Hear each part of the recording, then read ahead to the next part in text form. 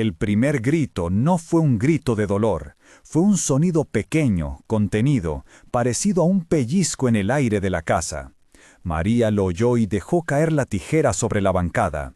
La sala de estar, con sus lámparas altas y sofás inmensos, respondió con ese silencio pesado que tienen las casas grandes cuando dentro de ellas caben demasiadas ausencias. Al fondo, detrás de una puerta entreabierta, Emma se removía como si dentro de su cabeza hubiese un nudo que nadie sabía desatar. Si esta historia te toca, suscríbete y activa las notificaciones para no perderte relatos como este. Cuéntanos desde dónde nos escuchas en los comentarios. La mirada de María recorrió la habitación en décimas de segundo. Un vestido infantil colgando excesivamente de una percha, una mesa con 2 platos siempre intactos, la televisión apagada que reflejaba el vacío. La casa pertenecía a Richard Stone, cuyo nombre aparecía en portadas y tarjetas, una mansión que olía a maderas pulidas y a perfume caro.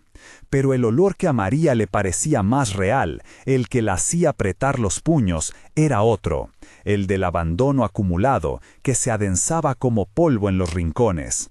María tenía 28 años, manos fuertes de quien ha trabajado desde niña, uñas a menudo manchadas con tinte, la sonrisa rápida y la voz pausada.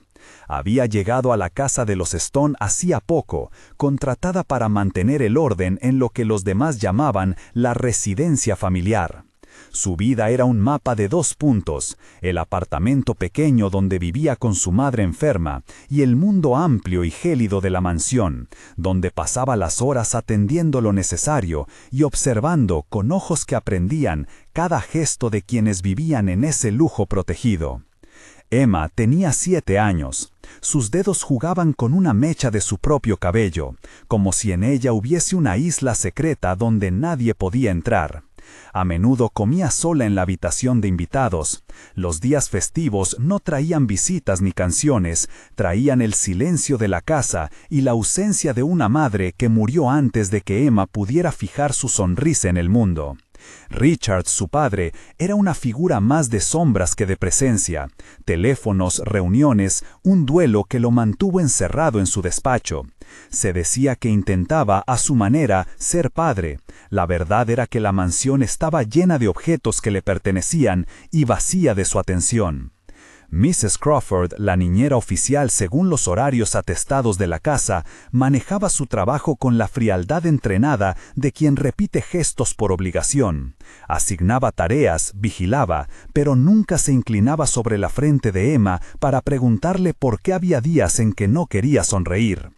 En el equilibrio precario entre la fría eficiencia de Mrs. Crawford y la atmósfera inmensa de la casa, María era una presencia distinta, improvisada, humana, reparadora. No era su labor oficial consolar a la niña, pero María cosía medias rotas, arreglaba botones desprendidos con paciencias de oficio, y cuando encontraba tiempo, peinaba el cabello de Emma con manos que sabían de rituales. La primera vez que María peinó a Emma fue una tarde de lluvia débil. Había traído un peine que le había costado en una feria, uno de esos con dientes amplios que desenredan dentro de segundos. Emma se sentó en el borde de la cama, mirando por la ventana como si observara un mundo donde ella no cabía. María le dijo sin grandilocuencias que el cabello también podía ser una memoria, que los mechones eran como hilos que guardaban historias. Peinó despacio, con calma, hablando de cosas sencillas, del color del cielo, de la golosina que le compraría un día. Emma levantó el mentón. Cuando María terminó, la niña tenía la expresión de alguien que había recogido una pequeña cosa caída en la acera. Las dos compartieron un silencio que no exigía palabras. Richard, sin embargo, seguía ausente. Las puertas del despacho se cerraban temprano y volvía tarde, con la mirada endurecida por una tristeza que nadie se atrevía a nombrar. Había noches en que, sin embargo, se levantaba y caminaba hasta el umbral del jardín. Se decía que daba vueltas para no pensar, otras veces se decía que necesitaba aire. Lo extraño ocurrió una noche húmeda de finales de otoño. Alguien lo vio con botas de tierra, guantes gruesos y una gorra remendada, clavando una estaca en la tierra del parter. El multimillonario se había hecho pasar por jardinero. No lo hizo por alarde, lo hizo, pensaba él, para sentir algo de realidad bajo sus dedos, para percibir que la vida crecía y dependía de actos sencillos. Observaba desde la distancia cómo otros cuidaban el jardín, y le parecía, por primera vez desde que su esposa murió, que la casa respiraba. María lo descubrió una noche, no por la persona que era, sino por lo que dejó. Una pequeña mancha de tierra en la suela de un zapato que dejó tirado en el umbral junto a donde el personal guardaba sus cosas. No le dio más importancia, muchas cosas en la casa eran accidentalmente inexplicables, pero el rumor que corría entre los trabajadores y la intuición de María terminaron por armar una imagen que, al conocerla, le produjo una mezcla de compasión y expectación. Richard no se había convertido en jardinero por diversión, lo hacía para tocar algo real. Los días siguieron con su ritmo. María iba y venía entre el hogar y la peluquería, donde de tarde en tarde trabajaba una amiga, Sofía. Sofía era especialista en tratamientos capilares y en la paciencia necesaria para tratar cabelleras que llegaban en estado de abandono. Tenía manos que sabían contener y una voz que ordenaba los pasos. Aceite, masaje, desenredo lento. Para María, Sofía era un refugio, un lugar donde hablar de los miedos sin ser juzgada, donde contaba cómo su madre empeoraba y cómo cada pago de su salario parecía deshilacharse en medicinas y facturas. Las semanas transcurrían con la rutina de siempre, hasta que, una mañana, María abrió la puerta de la habitación de Emma y encontró algo distinto. Un olor cerrado, un silencio punzante, la niña acurrucada con las rodillas al pecho. María se acercó con la suavidad de quien entra en territorio delicado. Emma la miró con ojos que contenían vergüenza, y al bajar la mirada, María vio el cabello. No era solo un trozo enmarañado, había allí una masa de nudos tan sofisticados y antiguos que parecían formar una pequeña telaraña. La piel alrededor presentaba señales de irritación. No eran escenas grotescas, pero sí claras muestras de descuido que exigían atención. Avisar a nadie aún le parecía una traición a la niña, como si reportar aquello fuera a convertirlo todo en espectáculo. María sentía, con la hondura que la vida le había enseñado, que lo primero era contener. Habló bajito, en voz de adentro, y le pidió a Emma que se quedara en la cocina. Preparó un té con manzanilla, calentó aceite que tenía en una lata y encendió la radio en un volumen que hiciera la casa un poco menos sombría. Emma, lenta, aceptó la taza, sus manos pequeñas se aferraron al calor. Había, sin embargo, más que nudos en la cabeza de la niña. María detectó el latido de algo que iba más allá del abandono, la presencia de parásitos. No dijo la palabra tan pronto, sabía que la verdad debía cuidarse para no humillar. Fue a la oficina de la casa y pidió que se llamara a Sofía. La respuesta de Mrs. Crawford fue un encogimiento de hombros y una frase seca sobre la imposibilidad de alterar horarios. María no aceptó un no por respuesta. Con la misma firmeza con la que había aprendido a levantar el ánimo de su madre en las noches, solicitó, insistió y consiguió que la tarde viniera acompañada de una especialista. Antes de entrar en la escena de la intervención, una advertencia breve. Esta historia trata temas de negligencia y salud infantil. Se describen situaciones difíciles sin intención de detallar imágenes desagradables. Lo importante aquí es lo que se hace después. Sofía llegó con su maleta metálica y su mirada sosegada. Miró a Emma con una profesionalidad que no era fría, sino precisa. Habló con la niña como se habla con alguien que hay que convencer de que el acto médico es un gesto de alivio. Primero, prendas sueltas, después una mesa con una lámpara, a continuación el aceite caliente que prometía calmar. Mientras trabajaba, explicó a María y, en voz baja, a Mrs. Crawford los pasos que debían seguirse. Un tratamiento específico, la limpieza profunda, la aplicación de un producto que matara los parásitos y la prescripción de una revisión médica complementaria. No usó tecnicismos que asustaran, usó palabras que ordenaban, que daban esperanza. Cuando Sofía apartó el primer nudo con una acción meditativa, la expresión de Emma cambió. Era una transformación de asombro y de alivio que nada tenía de melodramático. Parecía que alguien había aflojado una cuerda alrededor de su pecho. María sostenía la mano de la niña como si fuese un puente entre lo que había sido y lo que, con cuidado, podría llegar a ser. En la sala contigua, Mrs. Crawford miraba con una mezcla de molestia y condescendencia. No era que no supiera de protocolos, era que la negligencia se había vuelto su forma de gobernar la casa, y ya no le parecía tarea suya asumir más responsabilidades que las mínimas. Fue entonces cuando llegó la crisis que nadie esperaba. Una costra antigua, un nudo maltratado, provocó una lesión que pedía atención médica urgente. Para María, la urgencia era una llamada a actuar sin dilación. Contactó con el servicio de emergencias del hospital más cercano y acompañó a Emma en un coche que atravesó la ciudad con luces difusas. La presencia de María era constante, sujetaba la mano de Emma, contaba historias para distraerla, le ofrecía pequeñas consignas que mantenían a la niña anclada al presente. En el vehículo, Emma murmuró algo sobre su madre. María la escuchó y dejó que saliera, sin preguntas invasivas. La llegada al hospital fue una sucesión de gestos precisos. Médico, enfermera, una camilla, palabras clínicas dichas con voz empática. El diagnóstico fue claro: infección secundaria por la falta de cuidados, necesidad de antibióticos, seguimiento y un plan de rehabilitación capilar que debía incluir visitas a Sofía. No había aquí milagros, había manos que sabían, medicación que funcionaba y tiempo por delante. En el pasillo blanco, María respiró por primera vez en semanas con una mezcla de agotamiento y determinación.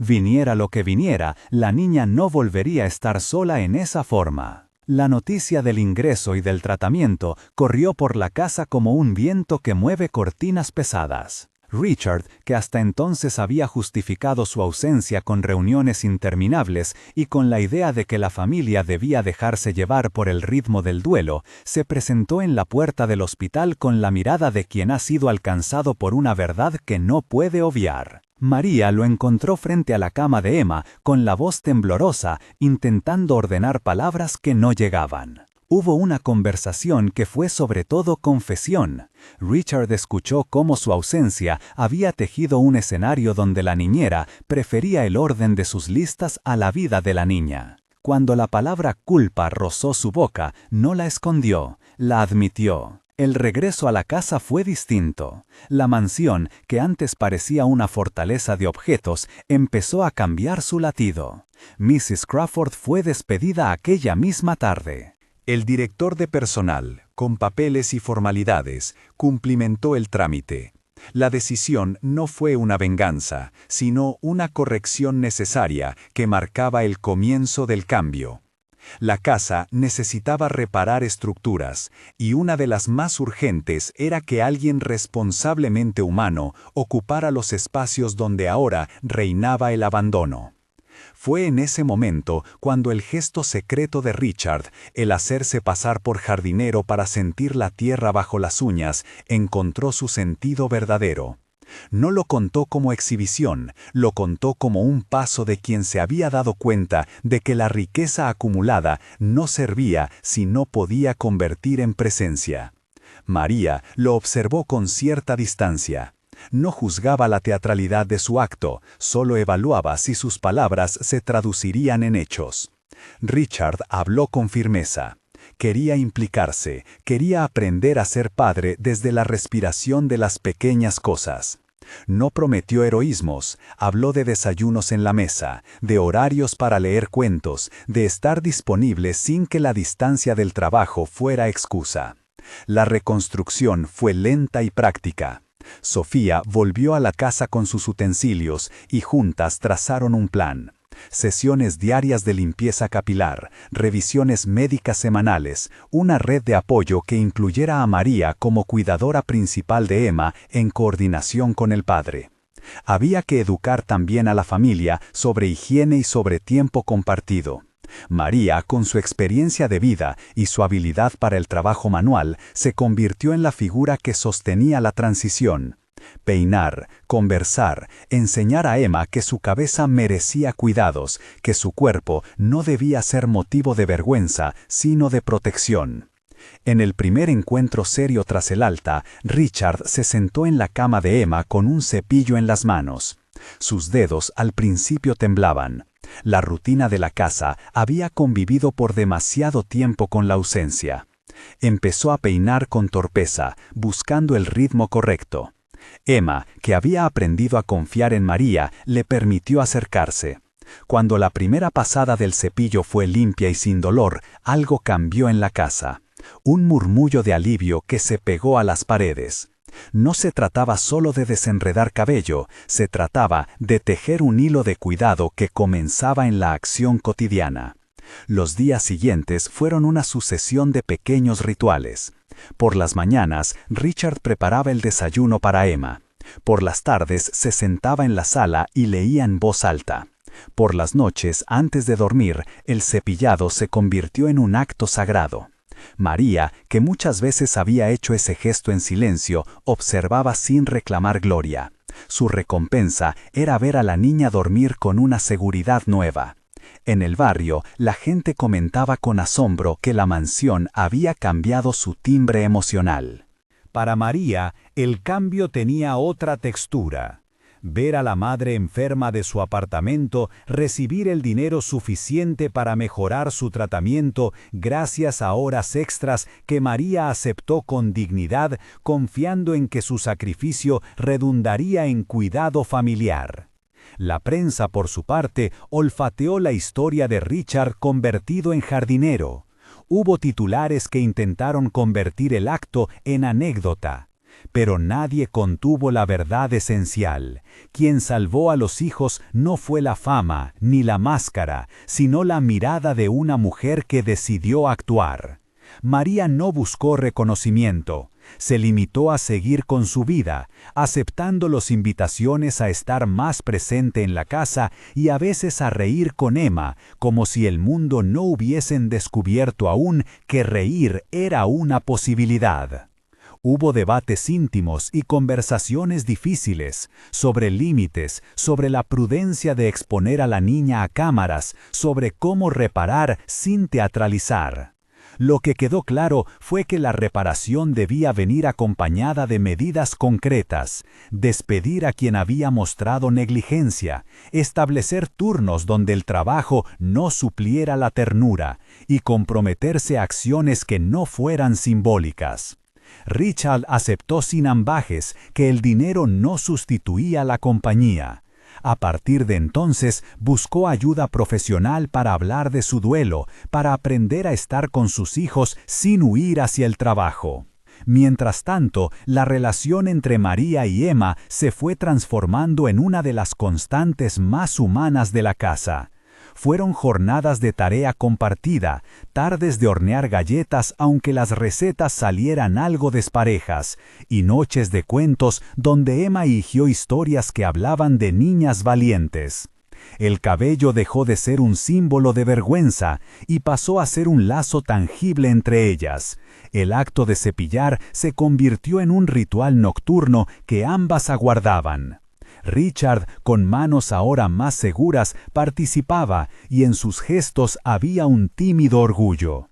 A medida que la salud de Emma se estabilizaba, la vida de María también tomó matices distintos. Su madre recibió mejores cuidados, María pudo reducir horas extras en la peluquería y aumentar su presencia en la casa. No fue una huida al confort, sino una reorganización de prioridades que incluía tiempo para estudiar y mejorar su oficio. Sofía la invitó a cursos, le prestó libros y le ofreció prácticas profesionales que le permitirían abrir algún día su propio pequeño salón. María aceptó con la calma de quien cree que el cambio real se construye con paciencia. La historia, sin embargo, no terminó con gestos y promesas. Hubo un momento público que cerró la cicatriz que la negligencia había dejado. Un cumpleaños.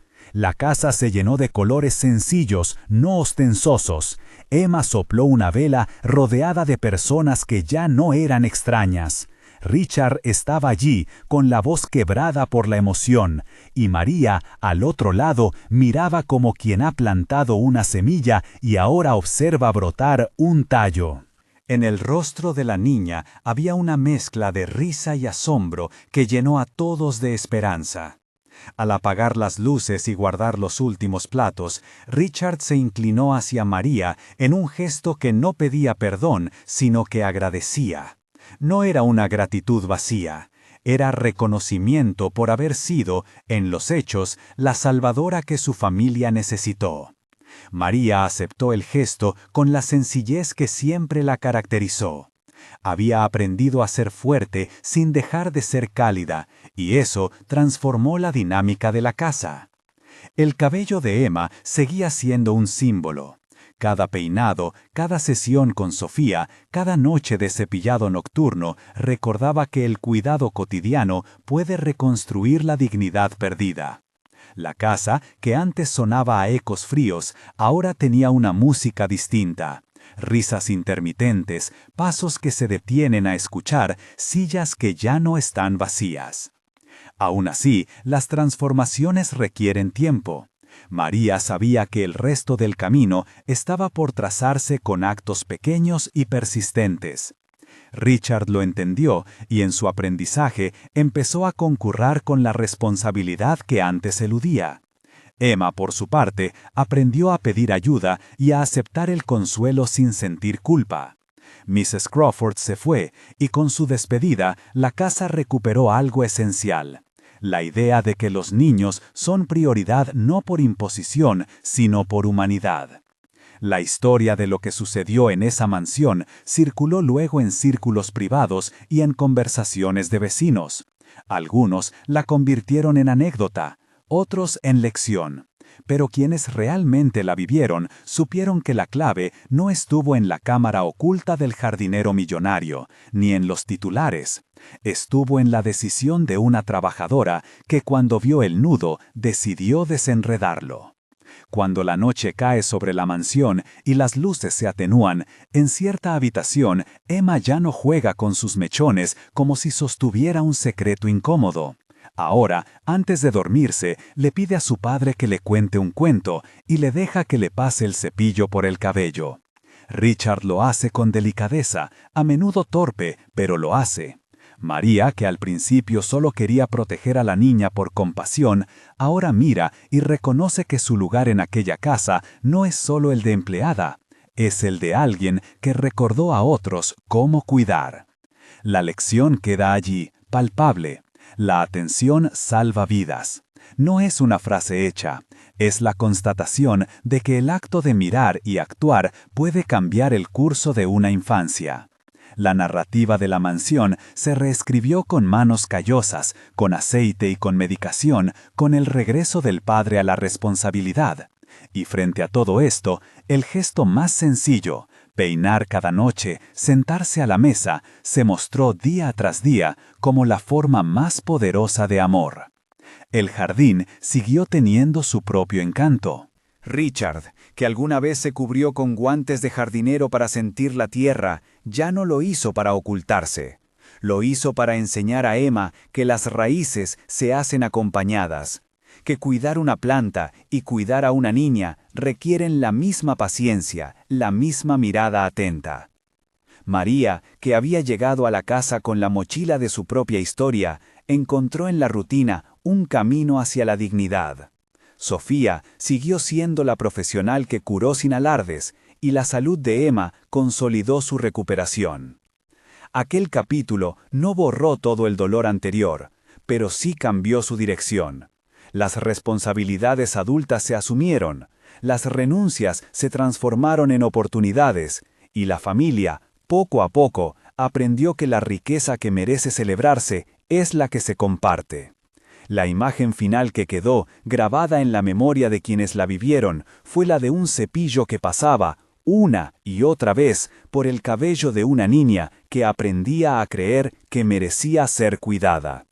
Los días se fueron encadenando uno al otro con la cadencia de lo habitual, pero aquello que antes había sido rutina fría, ahora se había tornado en ritual reparador. Las mañanas empezaban con el olor a café en la cocina. Emma, ya con su mochila pequeña, besaba a su padre en la mejilla y se iba al colegio sin la sombra que la había seguido durante tanto tiempo. Richard acompañaba esos pasos con una mirada que aún llevaba remanentes de culpa, pero también con una paciencia nueva, como si cada minuto que pasaba fuera una moneda que, poco a poco, cambiaba su fortuna interior. María encontró espacios donde no los había buscado. Por las tardes, cuando las tareas domésticas se reducían y el silencio de la casa se volvía cálido, desempolvaba un cuadernillo y escribía. No eran confesiones privadas ni planes grandiosos, eran apuntes sobre cómo había aprendido a no desaparecer. Escribía sobre vecinos que saludaban de otra manera, sobre la costumbre de peinar a Emma y sobre la sensación de haber recobrado un nombre propio fuera del uniforme de trabajo. Aquellas notas, guardadas en el bolsillo de su delantal, eran a la vez mapa y refugio. Sofía seguía visitando con regularidad. Cada control era una pequeña victoria médica y una celebración de los detalles. Una pestaña que ya no se rompía, una sonrisa que se sostenía más tiempo, la confianza para confesar un temor infantil. No alardes, como antes, sino una constancia que consolidó lo que la medicina y la ternura habían iniciado. En la consulta, la doctora hablaba con Emma de plantas y juegos. En la casa de noche, Richard plantaba con la niña una semilla en una maceta. Emma la regaba con cuidado, y bajo esa atención casi ritual se fue haciendo la lección más profunda de todas: cuidar es creer. Al principio, los vecinos miraban desde lejos. Había miradas curiosas que todavía guardaban retazos de incredulidad y, en algunos casos, de juicio. Pero la escena de la mansión empezó a transformarse en un ejemplo silencioso. Quien pasaba frente al portón notaba que dentro de aquella casa algo se movía que no era lujo, sino vida. Algunos padres trajeron a sus hijos a la casa en días de lluvia, no por ostentación, sino porque allí había una mesa donde siempre había una taza caliente y alguien que escuchaba. Fue así como, sin anuncios ni titulares, la vivienda dejó de ser frontera y se hizo punto de encuentro. Hubo, sin embargo, momentos de tensión que recordaban a todos que la reparación es ejercicio cotidiano y no un decreto que se cumple de una vez. Richard a veces se veía superado por la memoria de sus ausencias. Otras noches despertaba sobresaltado como si la casa todavía lo reclamara por fallas no resueltas. En esos instantes, María no cedía a sermones ni a reproches. Ofrecía acompañamiento práctico. «Dime qué harás mañana por Emma», le decía, y juntos trazaban una lista breve: llevar el almuerzo, llegar a la hora de salida, leer un capítulo de un libro que Richard cumplía con la concentración de quien aprende a andar de nuevo. No fue fácil para él admitir la necesidad de ayuda. Hubo resistencias, silencios, miradas al suelo. Pero poco a poco empezó a concurrir a reuniones donde otros padres contaban sus propias caídas y reparaciones. Habló con un consejero que le enseñó a nombrar el dolor sin permitir que lo paralizara. Aprendió también a pedir perdón fuera de la casa, a reparar con hechos. Se ofreció a reparar una valla de la comunidad, a cortar el césped de una vecina mayor, a llevar al perro de la esquina al veterinario. Eran actos sencillos, visibles, que alteraban la imagen que la gente había construido de él. María, por su parte, tomó decisiones que la devolvían a sí misma como sujeto activo, y no solo cuidadora. Empezó un curso vespertino de peluquería en un centro comunitario cercano, no porque necesitara trabajo urgente, sino porque le atraía la idea de que su oficio tuviera nombre propio. Aprendió técnicas nuevas, compartió risas con otras mujeres que, como ella, llegaban con un trajín a cuestas y salían con más confianza. Cuando cortó por primera vez el cabello a otra mujer de la clase y la vio sonreír, María sintió que aquella práctica, peinar, cortar, arreglar, era a la vez terapia y oficio, y que su historia podía inclinarse hacia un futuro con herramientas propias. La escuela de Emma fue otro escenario de pequeñas revoluciones. La maestra notó el avance de la niña y lo celebró en voz alta. Emma ha aprendido a pedir ayuda y eso es un logro enorme. En la comunidad escolar se organizó una exposición sobre plantas. Emma presentó la maceta que había plantado con su padre y habló con naturalidad sobre las rutinas de cuidado. Esos minutos en el aula fueron para la niña ratificación de su derecho a estar, a ser visible y a recibir atención. Pero no todo fue suavidad. En una ocasión, durante una reunión de padres, alguien preguntó de forma insidiosa por los antiguos rumores que habían rodeado a la casa. Los comentarios murmurados volvieron a asomar. Richard, sin dramatismos, tomó la palabra y dijo algo que nadie esperaba. Reconoció públicamente sus errores, habló de la culpa y de la necesidad de reparación, y pidió a quienes habían sido testigos otra oportunidad para recomponer lazos. El gesto fue sencillo y potente. La humildad en voz alta desactivó la vergüenza y, ante los presentes, transformó la escena en una lección de humanidad. La familia, ahora tejida con hilos nuevos, empezó a invitar a otras familias a la mesa.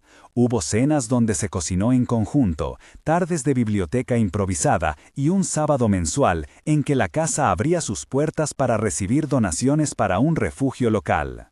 No se trató de convertirse en benefactores redentores, la intención era más modesta y quizás más radical, que la casa fuera un lugar donde las necesidades se atendieran sin espectáculo y con respeto. En medio de esa reconstrucción, la mochila de María, la que llevaba su historia personal, se hizo más liviana. Se permitía recordar sin que el pasado la inmovilizara. A veces, cuando cerraba la puerta de su cuarto y el ruido de la mansión se apagaba, dejaba que la memoria recorriera sus viejas heridas y, una a una, las enfrentaba con el verbo que había aprendido: nombrar, pedir ayuda, aceptar ser sostenida. Un día encontró una carta dentro de una caja vieja, escrita por su madre hacía años. La carta hablaba de esperanza en frases sencillas y le recordó a María que las generaciones se pasan cuidados tanto como cicatrices. Esa carta fue para ella un permiso para soñar. Un episodio en particular marcó un punto de inflexión. El vecindario organizó un pequeño festival de fin de estación en el Parque Central.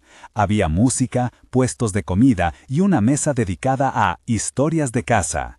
Richard, con cierta timidez, inscribió a Emma para leer un cuento. María se ofreció para peinar a quienes quisieran a cambio de una donación simbólica para el refugio.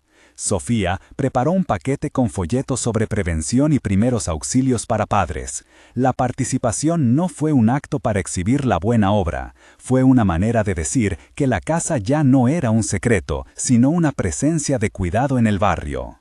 En medio de esa reconstrucción, la mochila de María, la que llevaba su historia personal, se hizo más liviana. Se permitía recordar sin que el pasado la inmovilizara. A veces, cuando cerraba la puerta de su cuarto y el ruido de la mansión se apagaba, dejaba que la memoria recorriera sus viejas heridas, y, una a una, las enfrentaba con el verbo que había aprendido: nombrar, pedir ayuda, aceptar ser sostenida.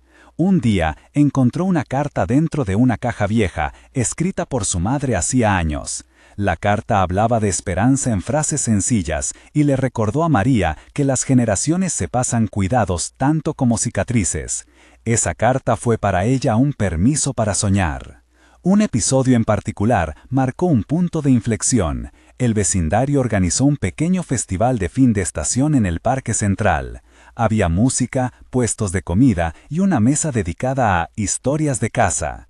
Richard, con cierta timidez, inscribió a Emma para leer un cuento. María se ofreció para peinar a quienes quisieran a cambio de una donación simbólica para el refugio. Sofía preparó un paquete con folletos sobre prevención y primeros auxilios para padres. La participación no fue un acto para exhibir la buena obra. Fue una manera de decir que la casa ya no era un secreto, sino una presencia de cuidado en el barrio. El día del festival, cuando Emma subió al pequeño escenario, con su voz temblorosa al principio y segura después, algo se quebró en la quietud de todos los asistentes. La niña leyó sobre una planta que crecía con paciencia, y al terminar, recibió un aplauso que la dejó enrojecida y feliz. Richard, en la primera fila, la miraba con orgullo contenido. María, cerca de él, secó una lágrima sin temor a ser vista. Aquella escena cerró un círculo. La niña que había aprendido a pedir ayuda, ahora la ofrecía con generosidad en forma de lecturas y compartidos. El jardín, siempre presente, se fue transformando en símbolo vivo de aquello que ocurría dentro de la casa. Las raíces que antes se ocultaban bajo tierra empezaron a mostrarse en brotes nuevos.